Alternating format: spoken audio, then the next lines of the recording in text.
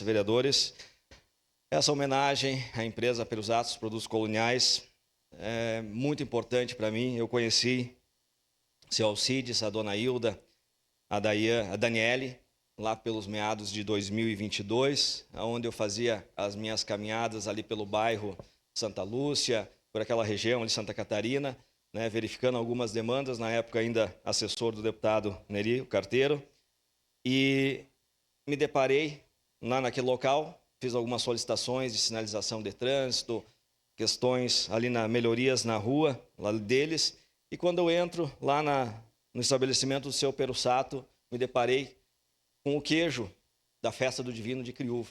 Aquele queijinho de 130 quilos, estava lá exposto, e aí quando eu vi aquele queijo, eu disse, opa, então eu estou em casa.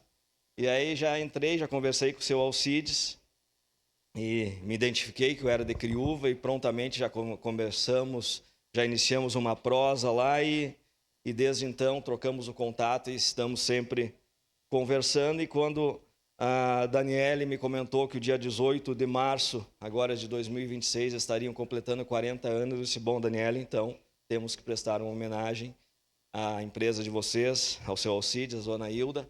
Então, decidimos e organizamos, vai ser agora no próximo dia 5, na próxima semana, dia 5 de maio. Então, vamos ter essa sessão solene em homenagem a essa empresa tão importante, uma empresa familiar que conserva e traz, né, uma história muito bonita, né, de trabalho, dedicação, né, e principalmente os produtos deles são fantásticos, produtos coloniais, para quem gosta de um queijo, de um salame, de um torresmo, né, colega vereadora Marisol, eu vi que a senhora já está com água na boca aqui, né, então são produtos realmente de muita qualidade. Então essa homenagem a essa Casa Legislativa, prestando essa empresa, é de muita valia. Obrigado, presidente, era isso.